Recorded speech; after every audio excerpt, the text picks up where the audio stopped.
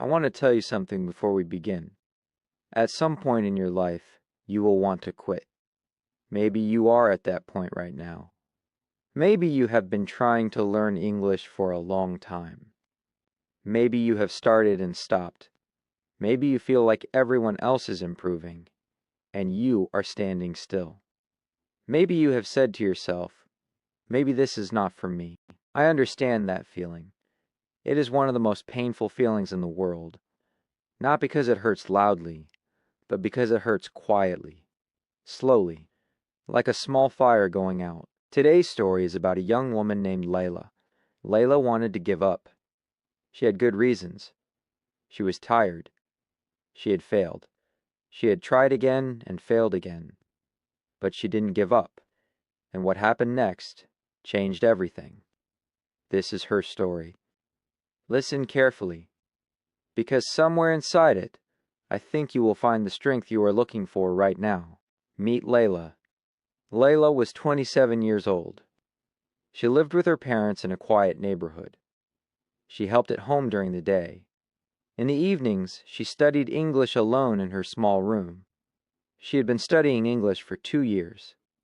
2 long years. She watched videos. She listened to podcasts. She read simple books. She repeated sentences out loud when nobody was listening. She wrote new words in colorful notebooks that she kept on her desk. She tried.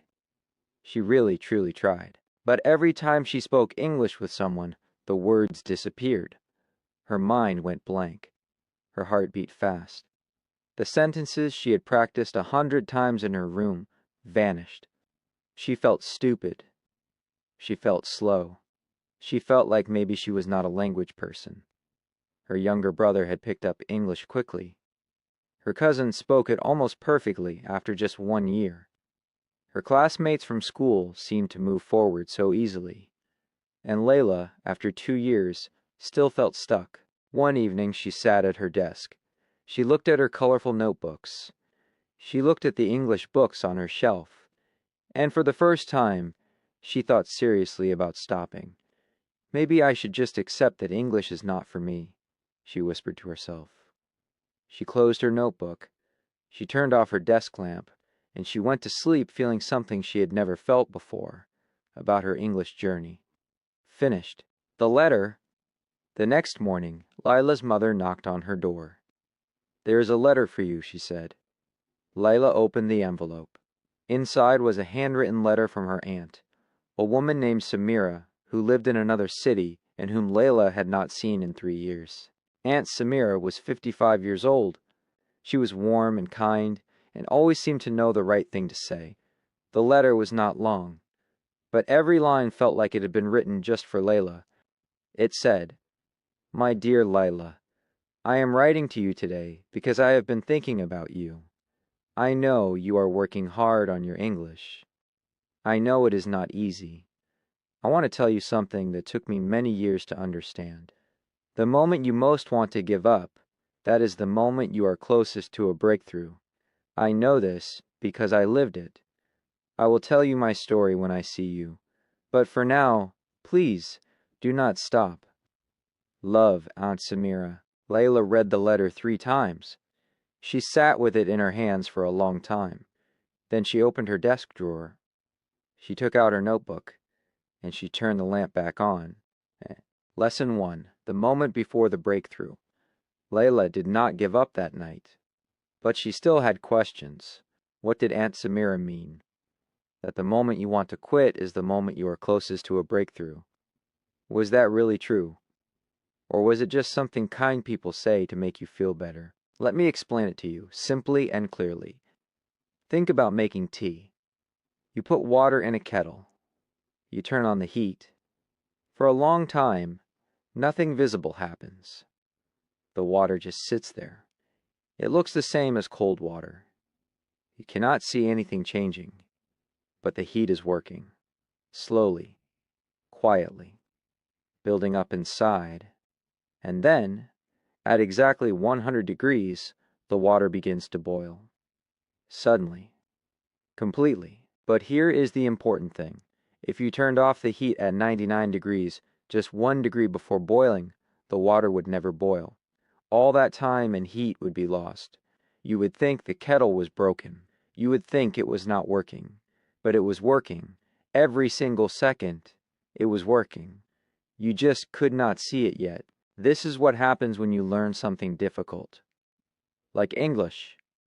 For a long time, you study and practice and repeat, and it feels like nothing is changing. Your speaking does not improve. Your confidence stays low. You feel stuck. But inside your mind, quietly, invisibly, something is building. Connections are forming. Patterns are growing. Your brain is learning, even when you cannot feel it. And then one day, suddenly, something clicks. A sentence comes easily. A word appears without thinking. A conversation flows. That moment, that beautiful, surprising moment, is the boiling point. But you have to stay at 99 degrees long enough to reach it. The people who give up, they almost always give up at 99 degrees. 1 degree before everything changes. Leila did not know it yet, but she was at 99 degrees. Daily English sentences. Repeat after me. I will not give up when things are hard. The difficult moments mean I am getting closer. I am learning even when I cannot see it. I will stay 1 more day, 1 more week, 1 more month. My breakthrough is coming. I just have to keep going.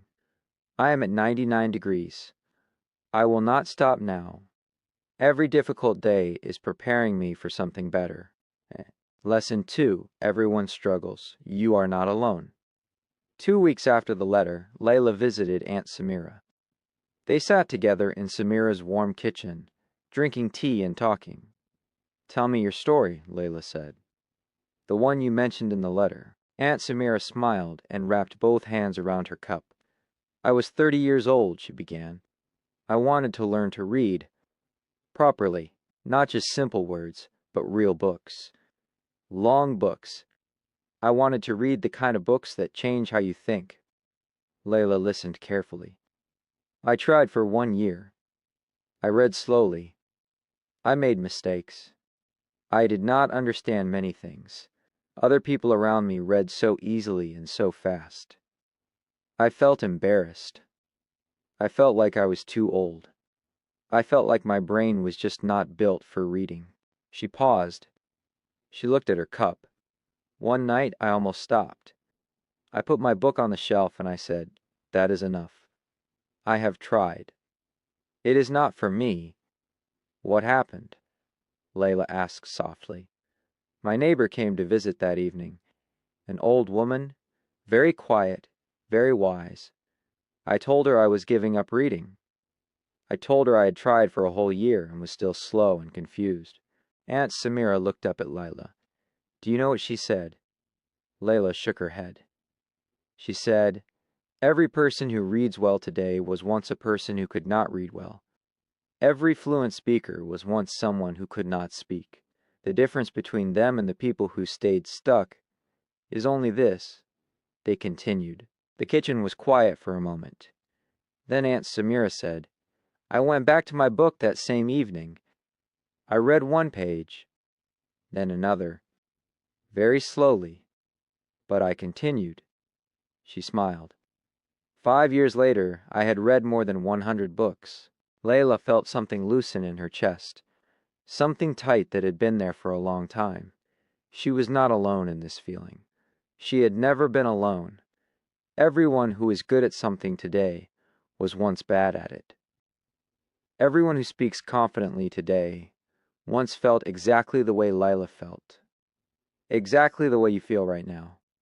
The only difference is, they continued. Daily English sentences. Repeat after me. Everyone struggles when they learn something new. I am not alone in this feeling. Every good speaker was once a beginner. The only difference is they kept going. I will continue even when it is hard.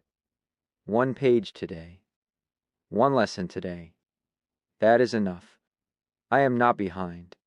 I am still going. That is what matters. Lesson 3. Small wins keep you going. After visiting Aunt Samira, Leila went home with something new. Not a new technique, not a new book. Hope. And with hope, she started again. But this time, she did something different. She stopped measuring herself against her brother, or her cousin, or anyone else. She stopped asking, "Am I as good as them?" Instead, she started asking, "Am I better than I was last week?" And she started writing down her small wins. Every time she understood a sentence she had not understood before, she wrote it down. Every time a new word came to her without looking it up, she wrote it down. Every time she watched an English video and understood more than before, she wrote it down. Her notebook, the one she had almost put away forever, became something new, not just a place for vocabulary and grammar, but a place for small victories. And something interesting happened. When she felt discouraged, she opened that notebook. She read her small wins. She saw the evidence of her own progress. Progress that she had not noticed while it was happening, but that was real and true and right there on the page. She started to see something important. She had not been standing still. She had been moving. Slowly, yes. Imperfectly, yes. But moving. Progress is not always loud. It does not always announce itself. It does not always feel like progress while it is happening. Sometimes progress is quiet. Sometimes it is invisible. Sometimes you only see it when you look back. So look back sometimes. Look at where you were 6 months ago. Look at what you could not do then, that you can do now. That is your proof. That is your evidence. That is your reason to continue. Daily English sentences. Repeat after me. I celebrate every small win on my journey. I am better today than I was last month. Progress is happening even when I cannot see it. I look back to see how far I have come. Small wins every day add up to big change. I compare myself only to who I was before. I have proof of my progress. I will keep going. Lesson 4. The hard days are part of the journey.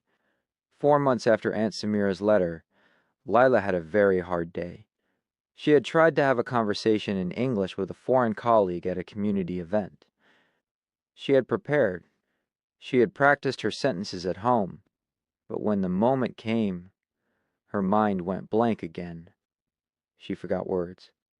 She spoke too slowly. She saw the colleague smile politely and gently move the conversation to someone else. Leila walked home alone that evening. She did not cry. She was past crying about it. But she felt that old familiar feeling again. Heavy, tired, wondering if it would ever get easier. She sat at her desk. She did not open her notebook right away. She just sat there. And then, slowly, she picked up her pen. She wrote at the top of a new page, "Hard day." And then she wrote exactly what had happened. The words that didn't come. The moment her mind went blank. The polite smile. The walk home. She wrote it all down honestly. And then, at the bottom of the page, she wrote one more thing. She wrote, "I am still here. I did not give up today. And tomorrow I will try again." She closed the notebook. She went to sleep. And the next morning, she opened her English video. She pressed play. She repeated the sentences. She tried again. This is the most important thing I want you to hear today. Hard days are not signs that you are failing. Hard days are not signs that you should stop. Hard days are simply part of the journey. Every single person who has ever learned something difficult has had days like Leila's. The people who succeed are not the ones who never have hard days. They are the ones who wake up the morning after a hard day and try again. That is all. That is the whole secret. Wake up. Try again. Daily English sentences. Repeat after me. Hard days are part of my journey. They are normal. I did not give up today, and I am proud of myself. Tomorrow I will try again. Difficult moments do not mean I am failing. Every hard day makes me stronger for the next one. I wake up after a hard day and I try again. I am still here. That means I have not given up. Lesson 5, the day everything changed. 6 months after that difficult community event, Leila was at the same place. Same neighborhood. Same kind of gathering. Different people this time. A young woman came and stood next to her. She had just arrived from another country. She looked a little lost. A little nervous. She turned to Leila and said, in English, "Excuse me, do you know where I can find the registration table?" Leila looked at her, and without thinking, without preparing, without any panic, she answered, in English, clearly, warmly, naturally. She said, "Yes, of course. Come with me. I will show you." They walked together to the registration table. They talked a little along the way. Simple things. Where are you from? How long have you been here? Is this your first time at this event? Small talk. Easy conversation. Real English. When they arrived at the table, the young woman turned to Leila and said, "Thank you so much. Your English is very natural." Leila smiled and said, "Thank you. I have been working hard on it." She walked away from that conversation feeling something she had not expected. Not shocked, not even surprised, just ready, like this was always going to happen, like she had always been moving toward this moment. That evening she opened her notebook to the page she had written on her hardest night, the page that said, "Hard Day." She read what she had written, and at the very bottom, below, "Time still here. I did not give up today, and tomorrow I will try again." She wrote one new line. She wrote, "It was worth it. Every single hard day was worth it." Daily English sentences. Repeat after me. I am moving toward my breakthrough every day. One day I will look back and see it was worth it. My English is becoming natural and easy. Hard work always shows itself in the end. I will have my moment. I just have to stay. Every hard day I survived was preparing me for this. It is worth it. It will always be worth it. Lesson 6, what never give up really means. I want to be honest with you about something. Never give up does not mean never feeling tired. It does not mean never feeling discouraged. It does not mean never sitting at your desk and wondering if it is worth it. Those feelings are normal. They are human. Even the strongest, most successful people in the world feel them. Never give up means something simpler than that. It means come back. You can feel tired. Come back tomorrow. You can feel discouraged. Come back the day after. You can have a terrible lesson, a humiliating conversation, a day where nothing works. Come back the next morning. That is all it means. Not that you will never struggle, but that you will always come back. Leila felt tired. She came back. Leila felt humiliated.